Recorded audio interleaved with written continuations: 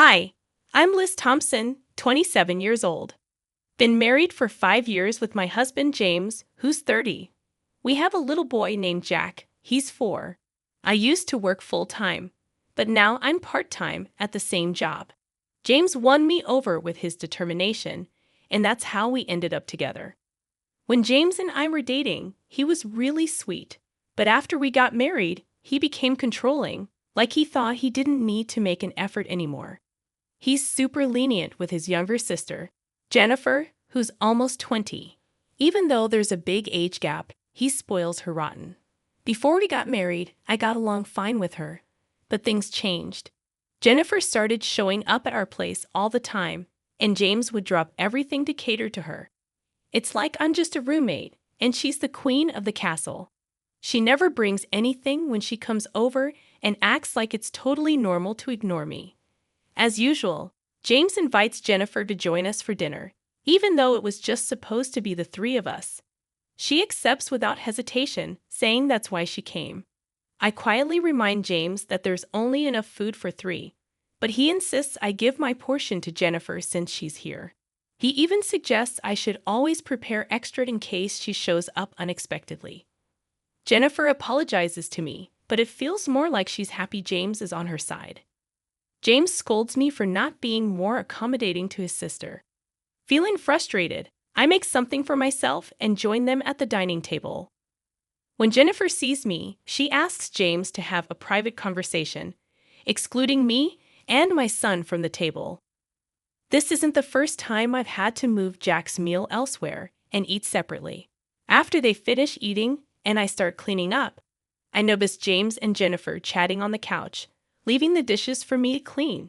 It feels like they see me as a maid, ignoring both me and my son. I sigh and begin cleaning up, getting ready to bathe Jack. As I approach them, James asked me to get a piece of strawberry sponge cake from the bakery downtown for Jennifer. It was nearly 8 p.m., and I knew it was time to bathe Jack and put him to bed. When I explained this, Jennifer complained to James, saying she really wanted the cake and that skipping Jack's bath for one day wouldn't hurt. James started getting angry, knowing the argument would persist until I agreed. Reluctantly, I agreed to go to the bakery. The bakery was about to close at 9 p.m., so I hurried to get ready, knowing I could make it in time. As I prepared, I overheard James and Jennifer talking loudly, criticizing me for being inflexible and questioning why James married me. Jack wanted to come along, so we decided to go together. As I stepped out, James shouted that we'd get a divorce if I defied him again, and Jack, though young, looked concerned. Trying to hold back my tears, I asked Jack what kind of cake he wanted. His eyes lit up as he said he wanted a cake with lots of apples. We chatted happily about cake on the way, momentarily forgetting the hurtful words. When we reached the cake shop, it was almost closing time. I bought 2 slices of strawberry sponge cake and 1 slice of the fruit-covered cake Jack wanted, though the options were limited. Back home, I served James and Jennifer their cake slices and put one for Jack on a plate, heading to the dining table. Jennifer remarked that Jack's cake looked better, and surprisingly, James swapped it with hers. When Jack protested, Jennifer ignored him and ate his cake. James justified it by saying he bought it with his money, dismissing Jack's right to choose. I was furious and confronted them, but James threatened divorce again. Jack stopped crying, but his worried look broke my heart. After a moment's thought, Jack began eating the strawberry shortcake that Jennifer was meant to have. "Mommy, this cake is delicious. I'm glad I got this one," he said, trying to mask his discomfort. It was distressing to see 3 adults subjecting a young child to such a situation. When Jennifer reached for Jack's cake, I quickly intervened, suggesting we eat in another room. I wanted Jack to enjoy his cake in peace. James protested, saying it was fine for Jennifer to have a bite, but I ignored him and took Jack to the other room.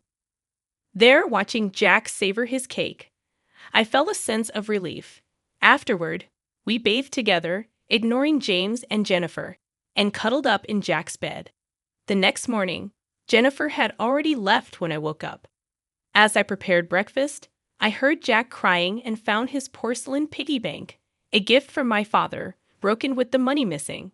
Jack always said goodnight to it, as he did last night.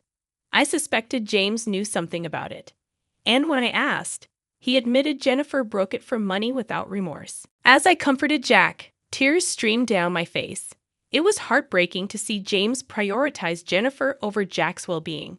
His callousness pierced me, and the mix of sadness and anger engulfed me. James, unmoved by our tears, complained about feeling gloomy in the morning, leaving me shattered. I couldn't hold back my frustration any longer and confronted James. Don't you see how wrong this is, making Jack cry like this? It was the first time I spoke out in anger. I never wanted Jack to witness marital discord, but I couldn't contain myself anymore. James didn't respond. Instead, he stormed off to the bedroom and returned with divorce papers, thrusting them at me. "If you're not happy with me, let's end it," he said before leaving for work. Jack had never cried over anything involving James and Jennifer before, but since last night, he had been inconsolable. I, too, had reached my breaking point. "Jack, let's take a break today and skip daycare, okay?" I suggested. Jack cheered, thrilled at the idea of spending the day with me. "Mommy's the daycare teacher today, right?" he said, his face beaming as he nestled on my lap, looking up at me with pure joy. I marveled at how much patience a young child like Jack must have. So we made a pact to spend the day playing to our heart's content, releasing all that bottled-up patience. I knew taking the day off work would be inconvenient, but I believed it was the best thing for Jack. After explaining the situation, I managed to get some time off.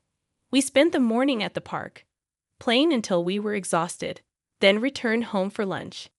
Jack seemed unusually tired and cuddled up to me like a little baby, falling asleep on my lap.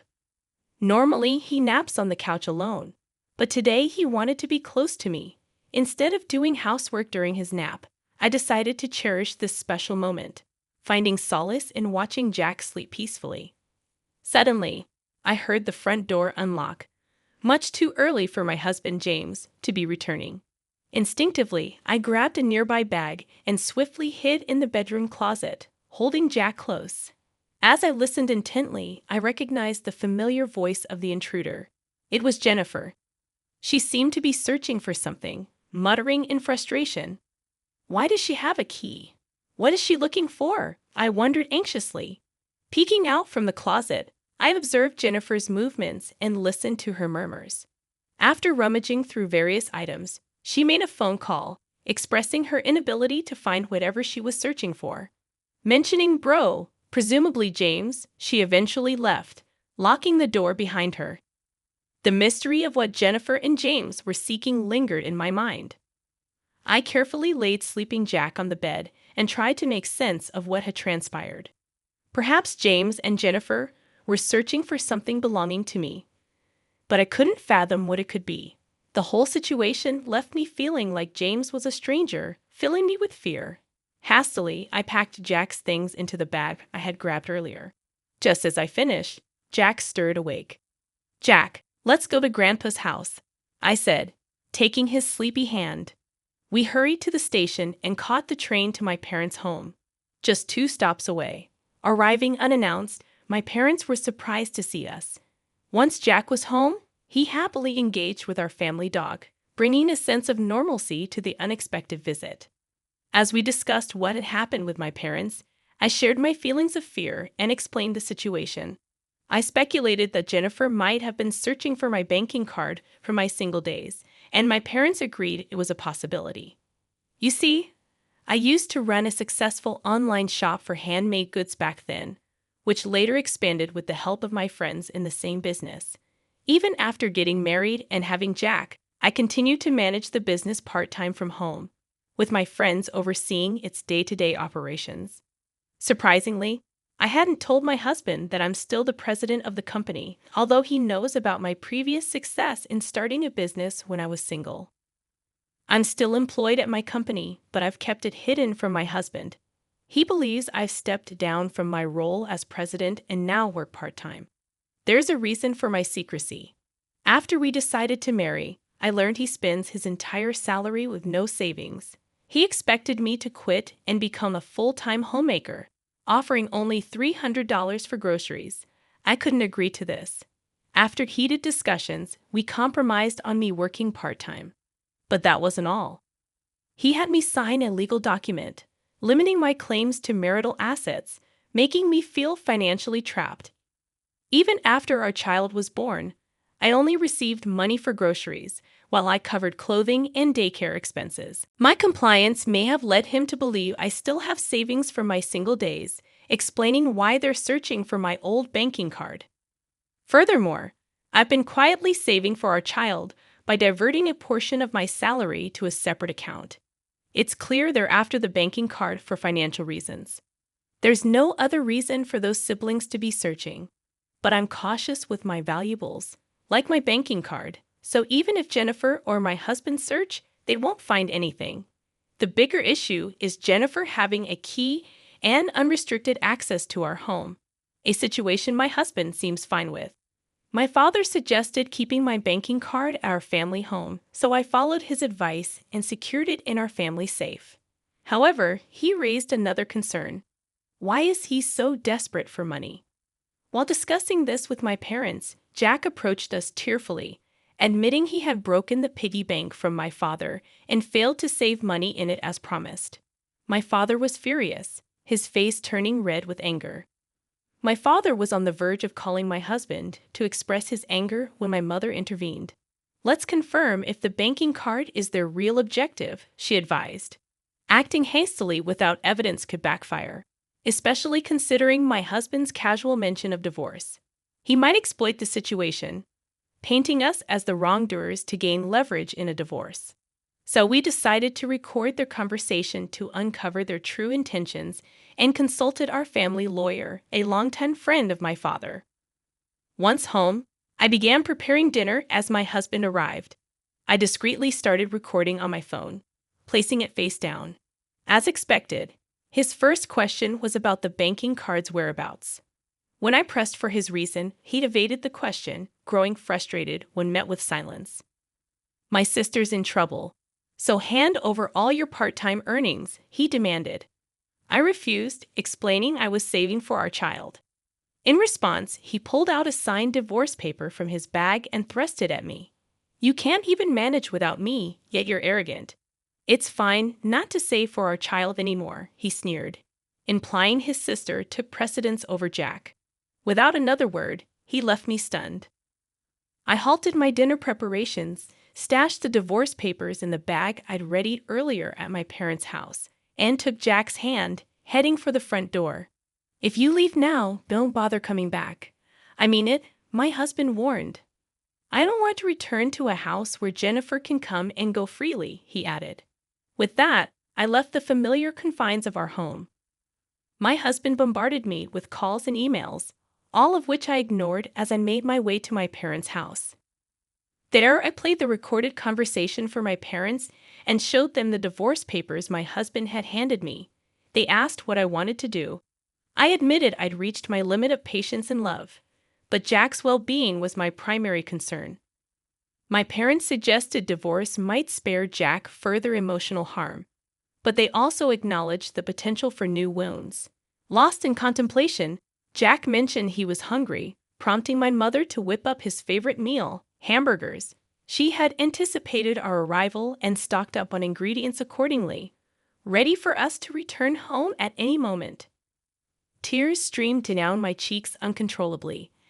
I couldn't contain them. Jack's delighted reaction to the hamburger was heartwarming.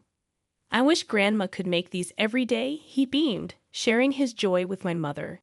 That's because each bite is filled with love, she responded tenderly. Then, Jack fed me a piece, insisting it was filled with love and urging me not to cry. It was too much. I cried even harder, seeing Jack's concern for me. My father intervened, telling Jack these were tears of joy because I was so happy with his sweet gesture. He explained it gently, shielding Jack from any worry. Then my mother hugged Jack, moved by his innocence. I glanced at my father, noticing his struggle to hold back tears, his emotions mirroring mine. When I remarked on the beauty of family, Jack surprised me. Dad says his family is just Jennifer, but my family is Grandma and everyone else, he said, drawing a contrast. My father agreed, emphasizing our bond. Then, with a playful gesture, he asked if we wanted to be a family forever, lifting our spirits with his humor. Reflecting on our joyful meal, I realized it had been too long since we had relaxed together like this. It was a moment of clarity. I needed to proceed with the divorce. I explained my decision to Jack slowly, fearing his reaction. Surprisingly, he seemed relieved, finding solace in staying with the family. Even our older dog, back at my parents' house, received a warm embrace from Jack, who declared him his little brother. With clarity and determination, I knew what had to be done next. It was time to take action. The next day, I made arrangements to meet with my father's friend's lawyer to discuss my situation and finalize my decision to divorce. That night, Jack opted to sleep with my father and our faithful dog, Max. Meanwhile, I shared a bed with my mother, reminiscing about childhood stories until we both drifted off to sleep. The following morning, I reluctantly powered on my phone to find an overwhelming number of missed calls and emails from James, over 200 in total. His messages oscillated between harsh criticisms and desperate pleas for forgiveness, leaving me unsure of his true intentions. With a heavy heart, I decided to switch off my phone once more. In the afternoon, my lawyer arrived, and we delved into the details of my situation, reaffirming my resolve to proceed with the divorce. After thorough discussions, we officially signed the necessary paperwork, and my lawyer assured me he would meet with James the following day. 2 days later, the lawyer returned to my parents' house, and I eagerly inquired about the outcome. To my surprise, it transpired that Jennifer had a severe shopping addiction and frequented male strip clubs, borrowing a substantial sum of money from loan sharks with James as her guarantor. Their plan was to utilize my savings to repay the debt. When repayment was delayed, James confessed but expressed his desire for reconciliation, hoping for Jack and me to return. However, I remained steadfast in my decision to divorce, having already initiated the legal process. James, distraught, asked the lawyer if I could marry someone else. Despite his reluctance to let go, the lawyer affirmed my freedom to pursue future relationships. It was a difficult moment, witnessing James's emotional breakdown as he grappled with the reality of our impending divorce. He finalized the agreement by signing a promissory note to pay Jack $500 in child support each month. With that, the lawyer deemed the matter settled. Later, I received a call from my ex-husband. Our conversation brief but poignant. His once vibrant voice now sounded subdued, speaking with an air of calmness. It dawned on me that he may have believed financially binding me would deter me from seeking divorce, even if I grew to resent him. He confessed to always prioritizing Jennifer, his younger sister, out of a sense of brotherly duty ingrained since childhood. However, he now acknowledged this as a mistake, admitting his jealousy towards Jack, feeling as though I had been taken away from him, despite once loving our son.